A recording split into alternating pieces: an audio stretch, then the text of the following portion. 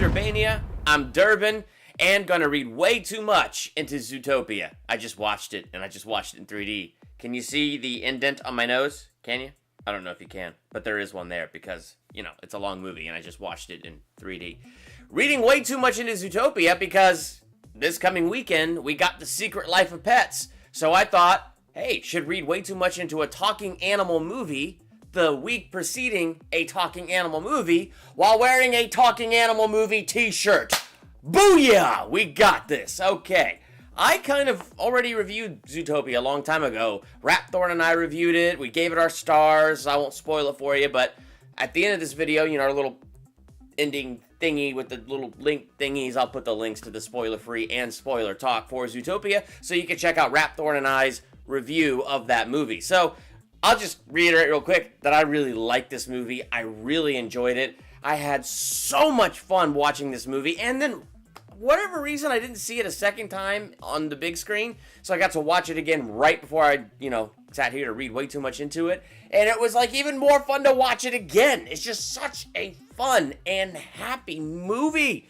I love it. But if I'm going to read way too much into this movie has so many layers and levels and things that you could peel back. I mean, to me, it's very clever on how they dealt with prejudice using all the different species of animals. It's very awesome how they had Judy the bunny, and she's like, no, I will be the first cop. And everybody's saying, like, no, you won't. But she just hangs on to that faith and becomes the first cop. And then, I don't know. There's just so much. I'm going to stick with the Judy bunny thing because as I was watching it this time round, Judy the bunny is what really stuck out to me. Because have you ever just had that dream and you just know in your heart that you're put on this earth to do that, and then everybody and their mom is like, that's the dumbest thing I've ever heard? I mean, that's Judy the bunny.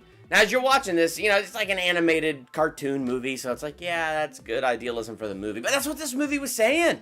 I mean, even her own parents were saying, yes, it's good to have ideas. It's good to have dreams.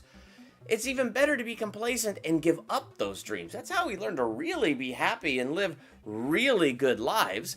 And you know why they were saying that? Because her dream was tough. It's becoming a cop. It's putting your life on the line. And she's a little fluffy bunny. Just a little bunny. My dad chopped off a whole bunch of their heads once by accident just mowing the lawn. I mean, they're fragile little things. These little bunnies, they're fragile. And so you can understand why her parents are like, oh, what a great dream. Please let it die now. Sometimes when we have those big dreams, it seems like everybody's against us. I mean, in the very beginning of the movie, you had that fox that was bullying her and scratched her in the face and just said, you will never be a cop. I mean, that's the cruelty. She had her family and her loved ones not being cruel, but very nicely, oh, honey, it really is a good dream, but it's just not gonna happen. And then guess what? It happens. She puts in the work, becomes the first cop, and then they're all prejudiced against her and put her in the meter maid outfit. Her parents see that on the FaceTime conversation, and they're like, yes, not a real cop, safest job in the world. What's so hard about that is there's loving people trying their best to be supportive, but yet the words of their mouth are really undercutting and tearing down the dream. What I like about Judy Hopps in this movie is how she does not let that deflate her. She does not let that take her down. Then when she achieved that dream, inside the dream, there were people against her. Inside the dream, her own team was not there for her and put her on meter maid duty and said, oh yeah, well, your only job today is to do 100 tickets. And here's all down, all sad. She goes, I'm not doing 100 tickets. I'm doing 200 tickets. I mean, that is an awesome positive attitude. That when life hands you lemons, you make lemonade. There it is right there. That the bad things happened and she kept up the good attitude and kept pressing forward. But as what always happens with these things, sometimes we keep pressing towards the dream. We do our best to keep our faith up, but then all of a sudden we get disillusioned. We do get deflated. And you see that happen with Judy Hopps. I mean, it happens just like her second day on the job. It's like suddenly the reality of the dream just crashes down on her, and you can just see it in her countenance. Then she gets to chase that weasel through the street, and everything gets all better, and then she gets to go on the case, to find Mr. Otterton. But then the cop's like, okay, fine. You don't find her, or find Mr. Otterton in 48 hours, then you turn in your badge voluntarily. Deal? Nobody is on this bunny's side, and she keeps on going. And what I love about that is there's another little contrasting part of this. You got Nick Wilde. I love Nick Wilde. Jason Bateman did a great job. And he had the same thing going. He wanted to be the first fox, the first predator to join, I guess, their animal version of the Boy Scouts. And what did they do? They muzzled him. But what did he do? He let the negativity seep in right away. But you know, when we hang on to those visions, we can't let what happened to Nick Wilde happen. We cannot let the negativity come in and be like, okay, so the world sees me as this way. Why should I fight to be any different? No, when we have that dream and that purpose dropped in our heart, we don't let that go. We move forward. And I know for me, I've had plenty of opportunities to be disillusioned and beat down and all that stuff. And I still have dreams and goals that I'm working towards that I haven't even made yet.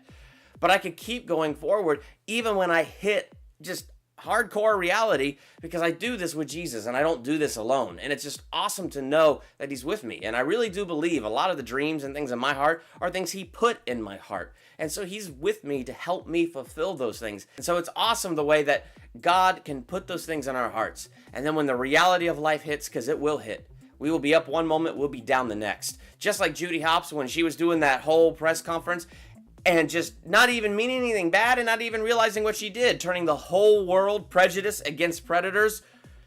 That was never her goal, and that was never her intent, but she's just a little naive, and the way she spoke, it went the whole opposite way. And she did quit for a second. But then the moment she figured out the night howler was that flower, she jumped right back in it. Sometimes we do get hit. And sometimes we get hit because we just say the wrong dumb thing. Like it's happened to me multiple times.